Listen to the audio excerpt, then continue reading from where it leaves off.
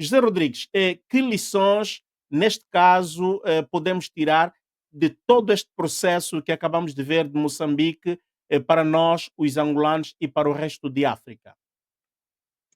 Bom, são várias lições, e a primeira lição que deve ser extraída é a necessidade dos partidos políticos em Angola assumirem a sua responsabilidade de partidos políticos na oposição. E não podem aqui assumir aquele papel que os partidos políticos de Moçambique assumiram, que se confunde como sendo meros instrumentos ao serviço do regime instalado. É necessário que os partidos políticos da oposição angolana possam fazer uma verdadeira oposição política, ou seja, uma oposição permanente, contundente, oportuna, uma oposição que possa asfixiar o próprio regime. Porque os modelos de oposição feitos em Angola, que têm se traduzido em meras manifestações de 1 ou 2 horas, está provado que estas manifestações pacíficas, elas não vão produzir qualquer alteração, portanto, no regime. É preciso desencadear outras ações que possam colocar em causa a espinha dorsal do regime.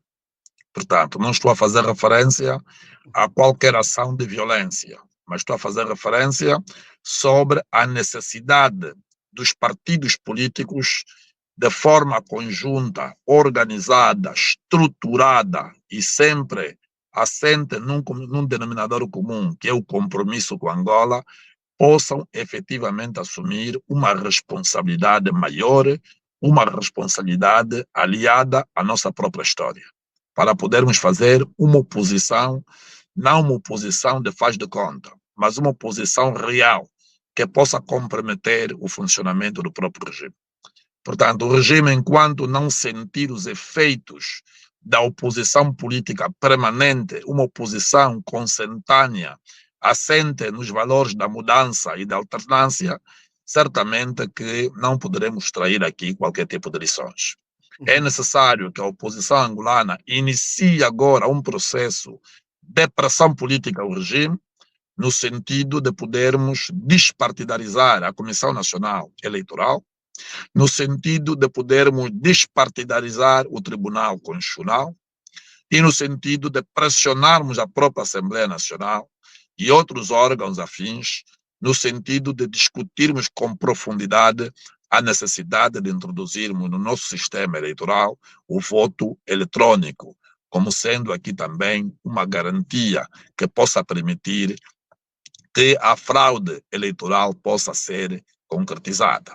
Mas também aqui há necessidade de pensarmos na revisão da Constituição da República, para podermos pressionar o regime para que se crie aqui o Tribunal Superior Eleitoral, que será aqui um órgão de soberania vocacionado para conduzir todo o processo eleitoral e também, nessas vestes, poder ser o órgão vocacionado para dirimir os conflitos jurídico-eleitorais.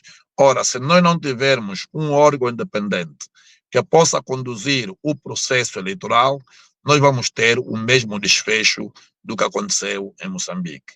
Portanto, a Comissão Nacional Eleitoral é um departamento político do regime, ou seja, abro aqui um parênteses, a Comissão Nacional Eleitoral é um departamento do MPLA. Logo, esta Comissão Nacional Eleitoral nunca vai se pronunciar contra este regime. Daí a necessidade urgente dos partidos políticos separarem-se ou absterem-se de preocuparem-se com as benesses que obtêm no exercício da sua atividade na Assembleia Nacional e concentrarem as suas ações na luta contra estas instituições que nos últimos 40 anos têm comprometido a verdade eleitoral.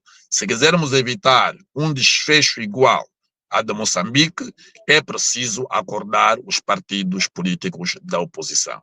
E se efetivamente estes partidos políticos não se comprometerem com o país, não se comprometerem com Angola, há necessidade do surgimento de caminhos alternativos. Eu repito, Uhum. caminhos alternativos aos partidos políticos. Há necessidade de emergir pessoas com capacidade de efetivamente conduzir multidões em direção ao Palácio Presidencial. Não Quando dizes para esses meios provocar alternativos, alternância, sim, os caminhos alternativos quais seriam?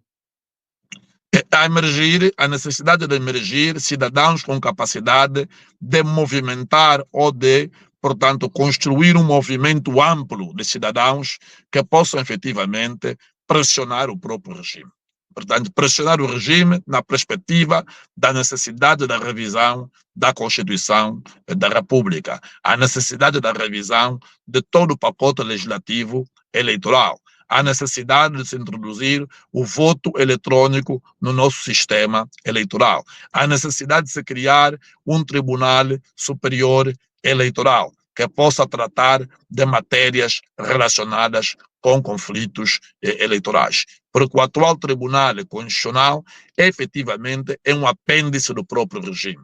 E certamente que, havendo um conflito pós-eleitoral, será o acórdão do Tribunal Constitucional que vai, então, definir o rumo do país. E o que aconteceu em Moçambique é que o Conselho Constitucional, com o seu acórdão eivado de vícios e inquinado, prevaleceu sobre a vontade de cidadãos, possa organizar-se, tomar consciência de participar ativamente no exercício dos poderes públicos. Mas isto é possível mediante a caminhos alternativos aos partidos políticos.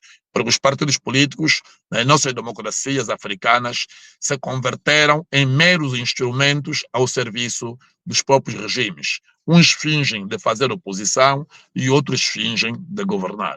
E os angolanos devem começar já a definir uma agenda alternativa aos partidos. Se os partidos não querem depor o regime, que sejam os cidadãos a organizarem-se para poder depor, então, o próprio regime, mas uma deposição do regime de forma democrática, de forma articulada, com o exercício do direito de voto e não com recurso à violência. A violência não deve fazer parte do processo da alternância política.